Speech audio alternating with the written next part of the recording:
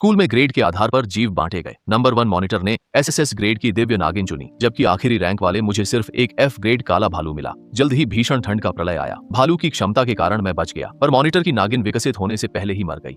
जलन में मॉनिटर और साथियों ने मेरे भालू को मारकर उसका हॉटपॉट बना लिया। घायल होकर मैं बर्फीली आंधी में गिर पदरधा और बदले की भावना के साथ मर गया। जैसे ही आंखें खुली, मैं फिर उसी दिन पहुंच गया जब हमें आत्मिक पशु चुनने थे। पिछले जन्म की तरह मैं काले भालू को चुनने ही वाला था कि ली यानपिंग चिल्लाई, रुको। वह अपनी सीट से उठी और गोद में बर्फ जैसी सफेद चमकदार नागिन लिए मेरे पास आई। उसने तुरंत उसे मेरी बाहों में थमा दिया, जैसे उसे डर हो कि मैं डिब्बे से काला भालू ना उठा लूं। उसने कहा, सफेद नाग तुम्हारे लिए है, मुझे काला भालू चाहिए। कक्षा के सभी सहपाठी भी यही चाहते थे। टीचर भी हैरान थे। इस सफेद नागिन में 80% प्राचीन रक्त था और ये स्वर्गीय नाग की वंशज थी। वहीं काले भालू में सिर्फ 20% रक्त था। दोनों में जमीन आसमान का अंतर था। कोई नहीं समझ पाया कि ली यानपिंग ने नागिन के बदले भालू को क्यों चुना। श्याओ येन, आत्मा पशु चुनना मजाक नहीं है, यह तुम्हारे भविष्य के विकास से जुड़ा है। जल्दी से हुएन के साथ बदल लो।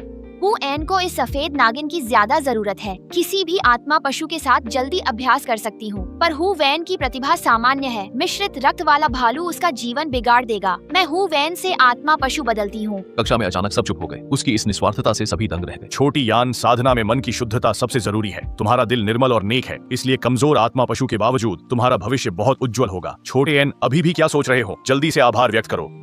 तुम्हारी झूठी हमदर्दी नहीं चाहिए, मुझे वही काली भालू दो। ली यानपिंग की नजरें घबराईं। उसने भालू को और कसकर जकड़ लिया। उसका चेहरा सिकुड़ा था, जैसे मैं उसे सता रही हूँ। हु वैन, मुझे मत परखो, मैं अपनी मर्जी से ये सौदा कर रही हूँ। ये चालें छोड़ो, नहीं चाहिए।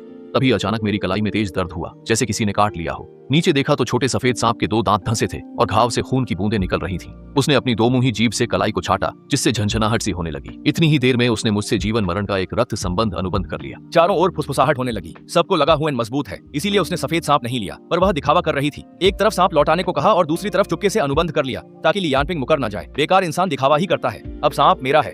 अनुबंध के बाद वह सो गई। उनकी बातें सुन मेरा चेहरा गंभीर हो गया।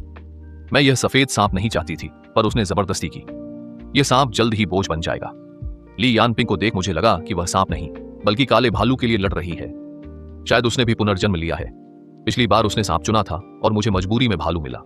तब मुझे नहीं पता था कि जल्द ही भीषण ठंड का प्रलय आने वाला है। दुनिया का तापमान गिरकर -50 डिग्री हो गया और पृथ्वी एक बर्फीला नर्क बन गई। लंबी उम्र वाली सफेद सांप भीषण ठंड में जमकर मर गई, पर मेरी अच्छी देखभाल से काला भालू जल्दी ही वयस्क हो गया। जब प्रतिभा साझा करने की शक्ति खुली तो मुझे प्रलय की ठंड से कोई डर नहीं था। बाद में जब मैं स्कूल टीम के साथ सामान ढूंढने गई तो ली यानपिंग ने कई बार भालू को बहकाने की कोशिश की, ताकि वह उसका साथी बन जाए। बार बार ठुकराए जाने पर उसने गुस्से में सबको उकसाया कि अगर भालू का मांस खा लिया जाए तो ठंड से बचा जा सकता है। जब हम बाहर निकले तो ली यानपिंग ने साथियों के साथ मिलकर मुझे और काले भालू को मार डाला और हम उनका भोजन बन गए। ली यानपिंग की गोद में ब्लैक स्नो को देख मेरी आंखें बर्फ जैसी ठंडी हो गईं। पिछले जन्म में वह भालू मेरा सबसे भरोसेमंद साथी था। इस बार ली यानपिंग ने मेरी ठंड सहने की शक्ति छीन ली है, लेकिन इस धोखे का बदला अब खून से ही चुकाना होगा। मैं उसे एकटक देख रही थी, तभी उसने भी अपनी आंखें घुमाकर मेरी ओर देखा। जब हमारी नजरें मिली तो उस छोटे काले भालू ने मेरी ओर ठीक 2 बार पलकें झपकाईं। मेरे दिल में अचानक खुशी की लहर दौड़ गई। यह हमारे पिछले जन्म का एक गुप्त इशारा था कि मुझे चिंता करने की कोई जरूरत नहीं है। यह सोचकर मैंने ली यानपिंग की ओर एक दया भरी नजर डाली। इस काली भालूनी को मैं अच्छी तरह जानती हूँ। वह दिखती भोली है, पर दिल से बेहद शातिर और धूर्त है। मैं काले भालू की आंखों में देख ही रही थी कि अचानक एक ठंडी छोटी जुबान ने मुझे छुआ। नीचे देखा तो मेरी बेकार सी सफेद सांप थी, जो खूबसूरत तो है पर किसी काम की नहीं। अब जागने पर मैं बेकार नहीं हूँ और पुरुष उस काले बदसूरत राक्षस को अब नहीं देख सकेंगे। मैंने उसके छोटे से सिर को हल्के से छुआ। तुम बोल रहे हो? नन्हा सफेद सांप गर्व से मेरी हथेली में कुंडली मारकर बैठ गया। मेरा नाम लिंग जू है। यदि आप मुझे महाराज कहकर संबोधित करना चाहें तो वह भी ठीक है। छोटा नितम, तुम्हें इतनी बचकानी और नादान बातें किसने सिखाई? अधिकांश अनुबंधित पशु मनुष्यों की पहल पर ही बनते हैं। ये स्वभाव से घमंडी होते हैं, केवल बचपन में थोड़े नरम होते हैं। बहुत कम मौकों पर ही वे खुद अनुबंध की पहल करते हैं। क्लास में नियमों को सुनकर सभी सहपाठी जादुई चक्र बनाकर अपने अनुबंधित पशु के साथ अनुबंध की कोशिश करने लगे, पर मैं उनमें नहीं था। अगर अपनी आंखों से न देखता तो यकीन न होता कि एक महान प्राचीन दिव्य सर्प त्याओ मंग होई ने मुझे जबरदस्ती अनुबंधित कर लिया। लिंग शुए, तुम खुद मुझसे अनुबंध क्यों करना चाहती हो? वो औरत, वह बहुत बदबूदार है। बदबूदार? ली यानपिंग तो स्कूल की सबसे सुंदर लड़की है। स्कूल के कई लड़के उसके पीछे हैं और सब उसे खुशबूदार कहते हैं। वो सब तो अंधे हैं, उसकी आत्मा ही गंदी है। तुम्हें कैसा लगा? मेरी गोद में बैठी सफेद सांप मेरी आस्तीन में घुस गई। उसकी आवाज में झिझक थी। तुम ठीक हो? साफ और शांत। बस यूं ही मैं उंगलियों से उसकी चमड़ी सहलाने लगी। उसका स्पर्श अद्भुत था, ठंडा और मुलायम, रेशम जैसा। कभी मैं उसके सिर को छूती, कभी शरीर को। फिर मैंने उसकी छोटी सी पूंछ दबा ली। सब कहते हैं कि सांप की 7 इंच वाली जगह नहीं छूनी चाहिए, पर वह अभी छोटा है, शायद कुछ नहीं होगा। जैसे ही मैंने पूंछ पकड़ी, लिंग शुए का शरीर बिजली सा अकड़ गया और सफेद चमड़ी के बीच की त्वचा गुलाबी हो गई। हल्की परत, रुको, तुम बिल्कुल बदमाश हो। तुमने मेरी इज्जत पर हाथ डाला। वो चिढ़ गया था। मैंने पलकें झपकाते हुए हाथ खींच लिया। बच्चे, ऐसी फालतू बातें मत सोचो। यह देखकर लिन शुए गुस्से से पूरी तरह भर गया। सांप की आंखों पर भी पानी की एक परत सी छा गई और उसने सिसकते हुए अपना सिर घुमाकर मुझसे पूरी तरह मुंह मोड़ लिया। इसी समय ली यानपिंग ने अनुबंध की ड्राइंग पूरी कर ली और तुरंत काले भालू के साथ प्रक्रिया शुरू कर दी। इसके बाद अनुबंध का घेरा काले भालू को ढककर तेजी से घूमने लगा, लेकिन उस घेरे के अंदर भालू ने चुपके से लकीरें बदल दी, जिससे यह सामान्य अनुबंध से मास्टर सेवक अनुबंध में बदल गया, जहां भालू मालिक और ली यानपिंग सेवक बन गई। अनुबंध पूरा होते ही काले भालू ने गर्व से मेरी ओर देखा। मैंने चुपके से अपना हाथ मेज के नीचे छुपाकर उसे अंगूठा दिखाया। इसीलिए कहते हैं किसी को भी नाराज कर लो, लेकिन ईमानदार आदमी को नाराज मत करो, बुरे आदमी हो। वही नाराज आवाज फिर गूंजी। बिना देखे मैं समझ गया कि ये मेरा घमंडी, शर्मीला और चिड़चिड़ा छोटा शैतान है। मैं बुरा कैसे? मैं लापरवाही से उसके ठंडे तराजू पर हल्के से थपथपा रहा था। तुम तो अपनी पूंछ से दूसरी औरतों को इशारे कर रहे थे, वो भी एक काली बदसूरत औरत से। मैंने बहुत हल्के से कहा, भाई। एक और बात, तुम बेवजह जलने वाली छोटी सी जलनखोर हो। जैसे ही छात्रों ने अनुबंध पूरा किया, क्लास टीचर ने सबको अभ्यास सामग्री दी। मैंने एक स्नैक रख बाकी लिन शुए को दे दिए। उसने 19 स्नैक्स एक एक करके बहुत जल्दी खा ली। मेरी कक्षा से बाहर निकलने से पहले ही सारे स्नैक्स पूरी तरह खत्म हो गए थे। सभी सहपाठी मुझे देखने लगे। हु वेन पागल है क्या? हफ्ते भर की सामग्री और स्नैक्स सांप को खिला दिए। क्या उसने क्लास नहीं सुनी कि आध्यात्मिक पशु धीरे बढ़ते हैं? इतने अच्छे सांप से अनुबंध करना तो बिल्कुल बेकार गया। कुछ छात्रों को ध्यान देना चाहिए, स्नैक्स का हर महीने का वितरण सीमित है। अगर तुमने बर्बाद कर दिया तो स्कूल और नहीं देगा, समझ गए? पिछले जन्म में मैं काले भालू के प्रति उदार था। अन्य छात्र 4 हिस्से खुद रखते और एक पशु को देते, पर मैं आधा आधा बांटता था। पर सफेद सांप को मैंने 19 हिस्से दिए और खुद एक रखा। बाकी छात्रों को मैं पागल लगता था। तभी मुझे याद आया कि लिन शुए ने मेरे साथ गहरा अनुबंध किया है, जिससे हमारे प्राण एक दूसरे से बंधे हैं। अगर वह पिछले जन्म की तरह पहले ही दिन ठंड से मर गई तो मैं भी नहीं बचूंगा। इसलिए अब इस नन्ही पूर्वज की जान सबसे कीमती है। जब बाकी छात्र अभ्यास करने चले गए तो मैं भी सफेद सांप को लेकर बाहर निकल पड़ा। जब मैं ली यानपिंग के पास से निकला, उसने मेरा रास्ता रोक लिया। तुम भी पुनर्जन्म लेकर आए हो, अब मेरी बारी है। काले भालू ने ठंड सहना सीख लिया है। तो अच्छी तरह से जियो, क्योंकि मैं अभी भी तुम्हें खुद विदा करने के इंतजार में हूँ। ली यानपिंग की आंखों में हैरानी आई, जो तुरंत घमंड में बदल गई। मेरे काले भालू की वजह से मैं बच जाऊंगी, पर तुम दोनों तो प्रलय के पहले दिन ही मर जाओगे। सफेद सांप मेरी गोद से आलस में उसकी ओर देखता है, फिर सिर उठाकर ली यानपिंग पर फुफकारते हुए बदबूदार सांस छोड़ता है, जो तुरंत फैल जाती है। ली यानपिंग का आत्मविश्वास टूट गया और वह चीखती हुई पीछे हट गई। मैं ठंडी हंसी के साथ सांप को लिए मुड़ गई। अब इतने सारे स्नैक्स कहाँ से लाऊं, ये एक बड़ी समस्या बन गई है। मैं लिंग शुआंग को सहलाते हुए सोच रही थी कि तभी मुझे पिछली जिंदगी की वह आध्यात्मिक नस याद आई, जिसका खुलासा प्रलय से पहले हुआ था। वह अब तक अनखोजी होगी, इसलिए मैं सफेद सांप के साथ तुरंत उस ओर निकल पड़ी। वहां पहुंचकर देखा कि ली यानपिंग मुझसे पहले ही वहां थी। वह एक रईस परिवार की बेटी है, जिसके पास असीमित संसाधन है। मैं बाहरी घेरे में खड़ी देख रही थी कि वह 20 आदमियों के साथ खुदाई कर रही है। मेरी गोद में दुबका सफेद सांप देख रहा था कि कैसे एक के बाद एक चमकदार आध्यात्मिक पत्थर निकाले जा रहे हैं। लिन शुए की आंखें ललचाई हुई थीं, तो मैंने झट से सांप की आंखें ढक ली। मत देखो, यहाँ के रत्नों की क्वालिटी खराब है। मैं तुम्हें कहीं और भी ले जाऊंगी। सफेद सांप को थामे मैं मुड़कर देखती रही। तभी मन में एक खुशी भरी आवाज गूंजी। क्या आप हैं? अब तुम टेलीपैथी जानते हो ली यानपिंग। उसने मुझ पर काफी खर्च किया और जागृति घास दी, जिससे मैं मानसिक संदेश भेज सकूं। आप सफेद सांप के साथ आराम करें, पत्थर निकलने पर मैं आपको बुलाऊंगा। मैं रुक गया और काले भालू की बात खत्म होते ही होश आने पर मैंने देखा कि एक सुंदर छोटा सांप मुझे शक से देख रहा है। लिंग शुआंग मेरी बाह से लिपटी थी। उसका घमंडी चेहरा मेरे सामने था और उसकी ठंडी सांसें महसूस हो रही थीं। लिंग शुए भी मुझ पर नाराज थी। तुम्हारी हिम्मत कैसे हुई कि मेरे पीठ पीछे किसी और औरत से बातें की? मैंने एक हाथ से सांप की गर्दन पकड़कर बाह से उतारा और सज्जा के तौर पर उसका चेहरा दबाया। जबान संभालकर बात करो। मैंने तो कुछ गलत नहीं कहा। तुम्हारी आत्मा में एक नर की गंध है, वही काले चमड़ी वाला, है ना? ये छोटी सांप तो काफी समझदार है। हमारे दानव अजगर कबीले में रक्त संबंध अनुबंध वाला ही जीवन भर का साथी होता है। उस भालू से कोई रिश्ता मत रखना। मेरे चेहरे पर एक अजीब सा भाव था। लिन शुआंग ने दुखी होकर मुझसे पूछा, छोटे बच्चे, तुम्हारी उम्र ही क्या है? क्या तुम्हें साथी का मतलब भी पता है? तभी अचानक उसकी ठंडी पूंछ मेरे गाल को छूकर तेजी से पीछे हट गई और वह धीरे से फुसफुसाकर बोली, मैंने तुम्हें चाट लिया है, अब तुम मेरे हो। तुम्हें मार्क कर दिया है, अब किसी और को छूने नहीं दूंगी। सांप नहीं कुत्ते हो तुम। मैं वहीं खड़ा रहा और होंठ फड़क उठे। मैंने अपनी आध्यात्मिक शक्ति से भालू के जरिए लिन शुए को कार में पहुंचाया। हम ऐसी चलाकर और तरबूज खाते हुए कार की स्क्रीन पर फिल्म देखने लगे। फिर धीरे धीरे मुझे नींद आने लगी। जब मैं जागा तो आसमान में अंधेरा हो चुका था। वीरान पहाड़ी जंगल में कहीं भी रोशनी नहीं थी, बस चारों ओर गहरा और शांत अंधकार फैला था। ठीक उसी समय भैया जल्दी आओ, वे सब चले गए हैं। मेरे सिर झुकाकर जवाब देते ही लिंग शुए मुझे नाराजगी से देखने लगी। मुझे गिल्टी लगा और उसने मुंह फेर लिया। कोई सफाई मत दो, मैं नहीं सुनूंगी, आज बात नहीं करनी। रात के अंधेरे में मैं सफेद सांप को साथ लेकर धीरे धीरे लिंग माई की ओर बढ़ने लगा। जैसा कि काले भालू ने बताया था, वहां कोई नहीं था, बस उसे छिपाने के लिए एक जादुई घेरा बना हुआ था। मुझे वहां देख सफेद सांप काफी हैरान थी, पर अपनी बात पर अड्डी वह चुपचाप खड़ी रही। मैं उस घेरे के चारों ओर टहलने लगा। तभी भालू ने उसे खोलकर अपना सिर बाहर निकाला और मुझे हाथ से इशारा किया, भैया जल्दी आओ। मेरी गोद में बैठे सफेद सांप ने जब काले भालू को देखा तो गुस्से में अपनी जीभ बाहर निकाल ली। मैंने झट से सांप का मुंह ढक लिया और भालू की ओर देखकर मुस्कुराते हुए कहा, लिन शुए, ये थोड़ा गुस्से में है। फिर वो काला भालू आगे बढ़कर मुझे रास्ता दिखाने लगा। कोई बात नहीं भैया, आपको भी दीदी से नाराज नहीं होना चाहिए। पर सफेद सांप बाइशा की आवाज मेरे मन में गूंजी। कमाल है, ये तो ग्रीन टी है, मुझे छोड़ दो, आज मैं उसे जरूर काटूंगी। मैं जिंदा हूँ और तुम मेरे सामने इस काली लोमड़ी से छुपकर मिल रहे हो। मर्दों को बहकाने वाली वो चीज है क्या? मुझे उससे आखिरी लड़ाई लड़नी है। काले भालू के पास हल्की आभा चमकी और उसने सफेद सांप को छोड़ दिया। जमीन पर गिरी लिनशुआंग ने अविश्वास से मुझे देखा। वह बहुत धीमी गति से अपने ठिकाने की ओर बढ़ा और बार बार मुड़कर अनिश्चितता के साथ मेरी तरफ देखता रहा। तुम मुझे नहीं रोकोगे? तुम्हें डर नहीं कि मैं तुम्हारे उस प्रेमी को मार डालूंगा? मैंने भालू की आध्यात्मिक शक्ति देखी। उसकी शक्ति सफेद सांप से 50 गुना कहीं अधिक थी। अब जीत किसकी होगी ये कहना वाकई मुश्किल है। मैं उसे देख मुस्कुराने लगी। कोई बात नहीं, मुझे तुम्हारी ताकत देख लेने दो। अगर तुमने उसे काट कर मार डाला तो मैं सिर्फ तुम्हारी ही हो जाऊंगी। मेरी बातों पर सफेद सांप थोड़ा डगमगाया, फिर काले भालू की शक्ति देख डरते हुए वापस मेरे पैरों के पास आ गया। यह जीव वाकई कमजोरों को दबाने वाला और ताकतवर से डरने वाला है। भालू ने मिठाइयों को 3 हिस्सों में बांटा, एक बहुत छोटी, दूसरी छोटी और तीसरी पहाड़ जैसी विशाल ढेरी थी। लिनशुए उस बड़ी ढेरी को अपनी ललचाई नजरों से देखने लगी।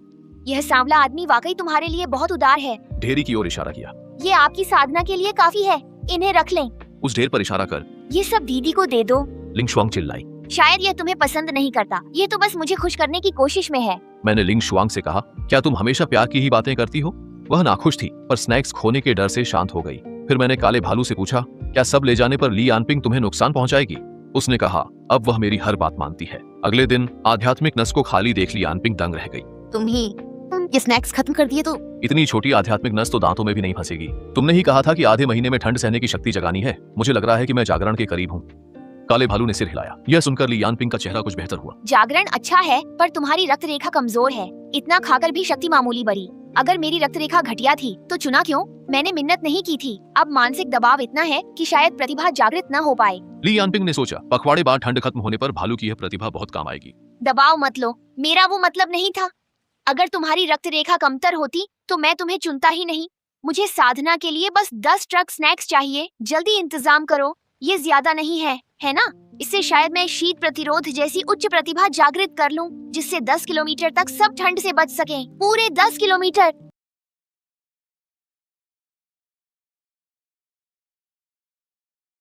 रानी जैसी ही होगी। ठीक है, 10 ट्रक मिल जाएंगे। पादरी के आने से पहले सब हो जाएगा। ली यानपिंग घर में ताकतवर है पर सब उसकी भीषण ठंड की प्रलय वाली बात को एक मजाक मानते हैं। वे उपहास करते हैं कि वह पत्थर के ट्रकों में रखे स्नैक्स से एक मामूली आत्मा जानवर को सिर्फ सर्दी से बचने की प्रतिभा के लिए जगा रही है। इस विचार पर उसे घर से कोई समर्थन नहीं मिलता। ली यानपिंग को अपने माता पिता द्वारा बचपन से दी गई सारी चीजें बेचनी पड़ी, घर, कार, ब्रांडेड बैग और गहने। जब मैंने स्कूल में उसे दोबारा देखा तो वह वही पुराने कपड़े पहने थी और लंच में सिर्फ एक सादा सफेद आटे का बान और पुरानी लाओ गान मा चटनी खा रही थी। साफ था कि उसने अपनी सारी जमा पूंजी काले भालू पर खर्च कर दी थी, पर उसे नहीं पता था कि उसके खरीदे ट्रक भर स्नैक्स में से भालू ने बहुत कम रखे। बाकी 99.99% मेरे और सफेद सांप के पास आ गए। मैंने अपनी साधना और आध्यात्मिक शक्ति के अभ्यास के लिए थोड़े स्नैक्स रखकर बाकी सब सफेद सांप को दे दिए। सफेद सांप ने लिंगशी को तेजी से निगल लिया और वह गहरी नींद में सो गया। उसके पास रखे स्नैक्स एक खिंचाव से तुरंत पाउडर में बदल जाते थे। सांप की साधना से मिली आध्यात्मिक शक्ति ने मुझे पिछली जिंदगी से कई गुना ज्यादा ताकतवर बना दिया है। वहीं ली यानपिंग के पास अब क्लास के बाकी छात्रों से भी कम शक्ति बची है। काले भालू ने एक भी स्नैक खुद पर खर्च नहीं किया और वह उसे धमकाता है कि अगर उसकी प्रतिभा जागृत नहीं हुई तो वह उसे पहले ही चेतावनी दे रहा है। सब कहते हैं कि ली यानपिंग अब बेकार हो गई है। स्कूल के पहले दिन सबसे कमजोर भालू चुनने के बाद से उसकी मानसिक स्थिति ठीक नहीं थी। इन अफवाहों और कानाफूसी के बीच ली यानपिंग बस वो बोली, देख लेना, बाद में सब जान जाएंगे कि मैं ही सही थी। एक रात अचानक तापमान तेजी से गिर गया और दुनिया भर में बर्फ गिरने लगी। जून में बर्फ गिरना सबको बहुत अजीब लगा, लेकिन अगले दिन दोपहर तक जब वैश्विक तापमान -20 डिग्री पहुंच गया तो लोग धीरे धीरे चिंतित होने लगे कि कहीं कोई बड़ी आपदा तो नहीं आने वाली। बर्फ लगातार तेज होती जा रही थी, रुक नहीं रही थी। लोग बर्फीले संकट से डरे। अनहोनी के डर से स्कूल ने छात्रों को वापस बुला लिया। हॉस्टल में ली यानपिंग ठंड से कांपते हुए रजाई में लिपटी थी। साधना न करने से उसकी शक्ति कम हो गई थी और वह आम लोगों जैसी ही थी। उसकी नाक ठंड से लाल थी और वह बार बार टिश्यू से उसे पोंछ रही थी। काले भालू, तुम्हारी प्रतिभा जागृत हुई या नहीं? 10 दिन बीत चुके थे। काला भालू काफी बड़ा होकर किशोरावस्था में था और ली यानपिंग के मन में अब संदेह होने लगा। चिंता मत करो, जल्दी होगा। पिछली जिंदगी में हुवेन गरीब था और खंडहरों की खोज के बाद भी उसके पास भालू के लिए स्नैक्स नहीं थे। इस जन्म में मैंने इतने सारे संसाधन दिए, फिर भी तुम्हारी प्रतिभा जागृत क्यों नहीं हो रही? क्या तुम कुछ छुपा रहे हो? मैं ये मेहनत किसके लिए कर रही हूँ? तुम मुझ पर शक कर रहे हो? मैं तो अपनी शक्ति तुम्हारे साथ साझा करना चाहती थी, पर अब लगता है ये स्नैक्स तुम्हें वापस कर दूं। मेरी फर मोटी है, मैं ठंड में नहीं मरूंगी। मेरी गलती थी, मैंने गुस्से में कह दिया। ये आध्यात्मिक पत्थर तुम ही रखो, तुम्हारी प्रतिभा का जागृत होना सबसे जरूरी है। काला भालू हुंकारा। जाओ नीचे से चीजें उठाओ। नाश्ता चबाते समय काले भालू ने ली यानपिंग के शरीर में थोड़ी सी गर्माहट भेजी। उसे डर था कि असली प्रलय आने से पहले ही कहीं वह ठंड से न मर जाए। इस गर्माहट को महसूस कर ली यानपिंग का शक अब पूरी तरह दूर हो गया। अनुबंध के अनुसार साधना के दौरान दोनों एक दूसरे को अपनी शक्ति का 10वां हिस्सा लौटाते हैं। भालू से मिली बेहद कम शक्ति से यह साफ था कि उसने खुद भी बहुत कम आध्यात्मिक ऊर्जा ग्रहण की है। ली यानपिंग को यह नहीं पता था कि काले भालू ने कम आध्यात्मिक शक्ति नहीं ली थी, बल्कि उनके बीच हुए मालिक सेवक अनुबंध के कारण शक्ति लौटाना पूरी तरह उस भालू की मर्जी पर ही निर्भर था। उधर दूसरे डॉर्मेट्री में मैं बिस्तर के सहारे बैठकर फिल्म देख रही थी और कमरे के सारे स्नैक्स खत्म हो चुके थे। कालीन पर सो रही वह सफेद सांप अब शावक अवस्था से बाहर निकलकर वयस्क बन चुकी थी। बाल्टी जितनी मोटी और बर्फ जैसी सफेद चमकती हुई मैं बिस्तर से उतरकर उसकी फांकों को छूती हूँ और उसके भीतर की जबरदस्त जीवन शक्ति को गहराई से महसूस करती हूँ।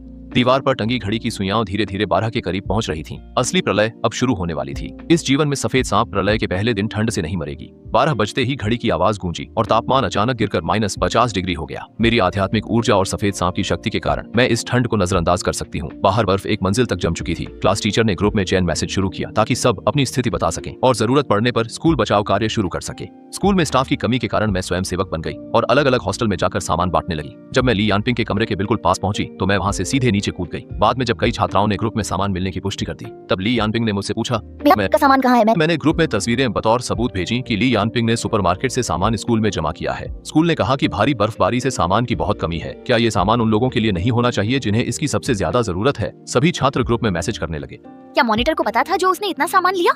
क्या वह ऐसा कर सकती है? आखिर यह भलाई के लिए था? सोचिए, वो सामान के लिए लड़ रही है और लोग उसे नैतिकता पर परखने लगे। मुझे फंसाकर खुद क्यों छुप रही हो? ठंड खत्म होने का पता था ना? अपना जमा सामान सबको बांटती क्यों नहीं? मैंने नूडल्स के 2 खाली डिब्बे बाहर फेंक दिए। मुझे नहीं पता तुम किस भीषण ठंड की बात कर रही हो। सबको पता है कि मेरे घर की हालत खराब है। मॉल में सेल देखकर मैंने बहुत सारे इंस्टेंट नूडल्स खरीदे और सहपाठियों में बांट दिए। सबको मिले 10-10 पैकेट हुए ने अपने पास से दिए हैं। सहपाठियों के तानों पर ली यानपिंग जवाब नहीं दे पाई और ग्रुप में सब चुप हो गए, लेकिन मुझे प्राइवेट मैसेज करने लगे। खिला दो, भले ही अच्छी छवि बना ली, पर तुम्हारा वो बेकार सफेद सांप अब तक ठंड से मर चुका होगा। ये सोता हुआ सफेद सांप बिल्कुल एक पौधे जैसा लग रहा है। बंद आंखों के बावजूद इससे निकलती प्रबल आध्यात्मिक ऊर्जा साफ बताती है कि यह जीवित है। असंभव, ये वीडियो रिकॉर्डेड है। वो कमजोर सांप इतनी ठंड में अब तक मर चुका होगा। जम्हाई लेते हुए मैंने यानपिंग का मैसेज अनसुना कर दिया। सुरक्षा के बावजूद इस ठंड में मुझे कंपकंपी हो रही थी। जैसे ही मैंने कंबल के लिए अलमारी खोली, एक जानी पहचानी गर्माहट मुझ में समा गई। यह काले भालू की शक्ति थी। आश्यों, बिना अनुबंध के भी तुम अपनी तकनीक मुझसे साझा कर रहे हो। अब मैं ठंड सह सकता हूँ। तभी मुझे याद आया कि काले भालू की क्षमता केवल ठंड नहीं बल्कि शक्ति के साथ ठंड सहने की थी। पिछली जिंदगी में मेरी सीमित ताकत और स्नैक्स की कमी से वह पूरी तरह जागृत नहीं हो पाया था। तब उसने मुझे बचाने को जबरन आधी अधूरी क्षमता ही जागृत की थी। ली यानपिंग अब कैसा है? भालू ने विजुअल शेयरिंग शुरू की। उसे भरोसा था कि अब वह सर्दी से नहीं डरेगा, इसलिए ली यानपिंग ने अतिरिक्त रजाई नहीं ली थी। इस वक्त वह खुद को पतली रजाई में लपेटे हुए थी और उसका चेहरा ठंड से नीला था। क्या तुम्हारा संकल्प पूरा नहीं हुआ? कहते हुए काला भालू बिस्तर पर कूदा और उसे अपने नीचे दबा लिया। फर्श से टकराते ही हड्डियां टूटने की आवाज हुई और ली यानपिंग दर्द से दांत पीसने लगी। सुनो, मेरे पास एक अच्छी खबर है। मैंने जागृति में सफलता पाली है। ली यानपिंग की आंखें चमक उठी। वह भालू द्वारा बिस्तर से गिराए जाने की बात भूल गई। जल्दी करो, मुझे ठंड लग रही है। मैंने तुम्हें जगाने के लिए अपनी सारी जमा पूंजी और टॉफियां खर्च की हैं। मैं तुम्हारी मालिक हूँ। हमारे अनुबंध के मुताबिक तुम्हारी शक्ति पर मेरा पूरा हक है। ली यानपिंग ने अनुबंध के जरिए भालू की शक्ति लेनी चाहिए, पर उसे एहसास हुआ कि वह इसे सक्रिय नहीं कर पा रही है। अपनी आंखें खोलकर तो देखो, आखिर हमने क्या अनुबंध किया है। अनुबंध को ध्यान से जांचते हुए ली यानपिंग ने वहाँ 2 जादुई संरचनाएं और उनमें की गए बदलावों को देखा। देख लिया, यह मालिक सेवक अनुबंध है। तुम मेरी क्षमताएं साझा नहीं कर सकते। ली यानपिंग बेसुध रह गई। तुमने भी हस्तक्षेप किया था। सिर्फ मैं ही नहीं, हुएन भाई भी पुनर्जन्म ले चुका है। पिछले जन्म में तुमने हमें मारकर खाया था। अब हमारा बदला लेने का समय है। भले ही तुम्हारा पुनर्जन्म हुआ हो, हुएन का अनुबंध उसी बेकार सफेद सांप से है। सांप के मरते ही अनुबंध के कारण हुएन भी मर जाएगा। ली यानपिंग की आंखों में डर था, पर भालू बिना और बात किए चला गया। भीषण ठंड के कारण अब तापमान का विवरण नहीं दिया जाता। पिछली बार की तरह बिजली, पानी और इंटरनेट पूरी तरह ठप हो गए। इस रात के बाद कई लोग फिर कभी नहीं जागे। 5 दिन और बीत गए। स्कूल का अनुशासन बिगड़ गया था। छात्रों का सामान खत्म होने पर वे दूसरों का खाना छीनने लगे। बाहर कुछ ताकतवर छात्र मुझ पर नजर गड़ाए थे। भालू की ठंड से बचाने वाली और सांप की प्रचुर आत्मा शक्ति के कारण अब शिक्षक भी मेरे मुकाबले नहीं थे, इसलिए मुझे कोई डर नहीं था। बाहर दरवाजा पीटने की आवाज के बीच मैंने अपनी हथेली में शक्ति जुटाई ही थी कि अचानक एक ऊर्जा की लहर महसूस हुई। अचानक मेरे कमरे से एक ऊर्जा लहर फैल गई और बाहर अफरा तफरी मच गई। कंबल पर कुंडली मारे सफेद सांप की दिव्य चेतना से आवाज गूंजी, दफा हो जाओ। उसकी ठंडी आवाज सुनकर लोग घबराकर भाग गए। मैंने उसे सहलाते हुए पूछा, लिन शुए, क्या तुम जागने वाली हो? उधर ली यानपिंग के हॉस्टल में घुसे लोगों को काले भालू ने भगा दिया। ली यानपिंग जमीन पर पड़ी थी और उसकी टूटी हड्डियों के घाव से बदबू आ रही थी। मई बेहोश होने ही वाली थी। तभी भालू ने थप्पड़ मारकर उसे जगा दिया। वो भालू अपनी पिछली जिंदगी की यादों के कारण बहुत बदला लेने वाला था। झांग ने ली यानपिंग के साथ मिलकर अपने दुश्मनों को ढूंढ निकाला, फिर स्कूल में बचे उन लोगों को भी मार डाला जिनसे उसका कोई बैर नहीं था। अब काले भालू ने खुद को छिपाना छोड़ दिया और अपनी स्किल 15 का इस्तेमाल किया। पूरे स्कूल में हर किसी के शरीर में एक गर्म लहर दौड़ गई, मानो कोई दैवीय कृपा हो। मरणासन ली यानपिंग को भी आखिरकार सर्दी से राहत मिली। दूसरों के लिए यह आशीर्वाद था, लेकिन उसके लिए यह जीवन शक्ति को तेजी से खत्म करने वाला मौत का फरमान था। न केवल हड्डियां, उसकी आंतें भी पहले ही फट चुकी थीं। ठंड ने सड़न रोकी थी, पर अब सब कुछ माइक्रोवेव में डिफ्रॉस्ट की तरह पिघलने लगा। ली यानपिंग के अंग असंतुलित हो गए। वह सुन्न पड़ी शरीर घसीटती रही जैसे कोई आरामदायक आसन ढूंढ रही हो। उसकी इंद्रियों से बैंगनी बर्फ बहने लगी और मरते वक्त उसकी आंखें खुली रहीं। मरना अच्छा रहा। उस सुबह शरीर में गर्माहट महसूस हुई। आंखें खोली तो खुद को एक कोमल शरीर से लिपटा पाया। वह सुंदर चेहरा, दूधिया त्वचा और थकी पर आकर्षक आंखों वाला था। उसकी बंद पलकें तितली के पंखों सी थीं और सफेद बाल झरने की तरह मुझे ढके हुए थे। उसका गर्म शरीर चांदनी सी परी जैसा था। मेरे हिलते ही उसकी कांपती आंखें खुली, जिनमें अमानवीय पुतलियां थीं। जानी पहचानी खुशबू पाकर मैंने पुकारा, लिंग शुआंग। उसके होंठों पर मुस्कान उभरी। वह झटके में पलटकर सीधे मेरे ऊपर सवार हो गई और ठंडी हवा मेरी त्वचा से टकराई। साथ ही उसके शरीर की ठंडी और गर्म खुशबू मुझे घेरने लगी। जब वह झुककर करीब आई, उसके सफेद बाल मेरे चेहरे पर बिखर गए, जिनमें भीनी खुशबू थी। मैं घबराकर उसे देखने लगी। उसका सुंदर चेहरा करीब था और त्वचा जेड जैसी पारदर्शी और मोहक थी। उसकी पीठ के पीछे सफेद सांप की पूंछ लहरा रही थी और उसकी आकर्षक आवाज मेरे कानों में गूंज उठी। क्या उस आदमी ने इन सम्मानित महाशय को फिर से याद किया? आदमी और महाशय शब्दों से मैं समझ गया कि यह लिन शुए ही है। मैं शांत होकर उसे देखने लगा। तुम्हें आखिरकार जागने की फुर्सत मिली। वह हल्के से हंसी। उसकी हंसी बहुत मधुर थी। क्या तुम इस महाशय की चिंता कर रहे थे? अगर तुम मर जाती तो मुझे भी तुम्हारे साथ दफन होना होता। वह झुककर मेरे चेहरे को चूम लिया। तुम्हारा मुंह सख्त है। मैंने उसे धकेला। लिन शुए, रूप बदलने के बाद क्या यही पहला काम था? लिन शुए और गहराई से हंसी। ये पहली बार नहीं था। इन्होंने पहले तुम्हें चाटा है। हम मुहर लगा चुके हैं। इतने दिनों बाद वह इसलिए जागी क्योंकि वह अपनी जन्मजात प्रतिभा को जागृत कर रही थी। लिन शुए का खून शुद्ध होने से इसे जगाना बाकी जानवरों से मुश्किल था। अच्छा हुआ कि वह सफल हुई। लिन शुए, तुम्हारी प्रतिभा क्या है? उसने लापरवाही से पूछा। क्या? मैंने उसे अजीब नजरों से ऊपर नीचे देखा तो उसने मुझे घूर दिया। तुम क्या सोच रहे हो? बात करते करते पता नहीं कब बाहर की बर्फ रुक गई थी। भारी बादल एक एक करके छंटने लगे और आसमान में बहुत दिनों बाद सूरज निकला, जिसकी गर्माहट धरती पर फैल गई। मैंने स्कूल के अंदर से खुशी की आवाजें सुनी। देखो, सूरज निकल आया। पारा ठंडा नहीं रहा। बढ़िया। अंततः प्रलय का समय खत्म होने वाला है। लिन शुए शांत हुई। ध्यान याओ मंग, प्राचीन दिव्य पशु, मेरी जन्मजात शक्ति सब जीव है। लिंग शुए का चेहरा कान के पास था। उसकी सांसें गर्दन पर महसूस हुईं और सांप की पूंछ कमर पर लिपटकर कसने लगी। हुएन, मैंने पूरी दुनिया को बचाया है। अब तुम मुझे क्या इनाम दोगी? मैंने खिड़की के बाहर जीवंत संसार को देखा, फिर पास बैठी इस सुंदर स्त्री को। मैंने हाथ बढ़ाकर उसके माथे को छुआ। छोटे बच्चे, क्या सोच रहे हो? लिन शुए गुस्से में मुझे घूर रही थी। उसकी सफेद सांप की पूंछ पीछे हिल रही थी, पर उसकी चांदी जैसी आंखों में मुस्कान थी। तभी बाहर से एक परिचित आवाज आई, भैया। भैया, मैंने भी अपना रूप बदल लिया है। दरवाजा खोलते ही एक छोटे कद की लड़की दिखी, जिसके सिर पर भालू के कान थे। मैं तुरंत समझ गई कि वह काली भालू है, क्योंकि उसका रंग गहरा गेहुआ था। भालू के रूप में वह काफी विशाल थी, पर अब एक छोटी बच्ची जैसी लग रही थी। लिन शुए मेरे पास से वह बोली, इतनी बदसूरत बहन। मैंने कहा, मैं सुंदर हूँ। काली भालू उदास थी। मैं भालू और सांप को लड़ते देख मुस्कुरा उठा। पिछली बार ली यानपिंग ने हमें मारा था। इस जन्म में हमने बदला लिया और नई जिंदगी पाई। ठंड खत्म हुई और मेरी कहानी अब शुरू हुई है।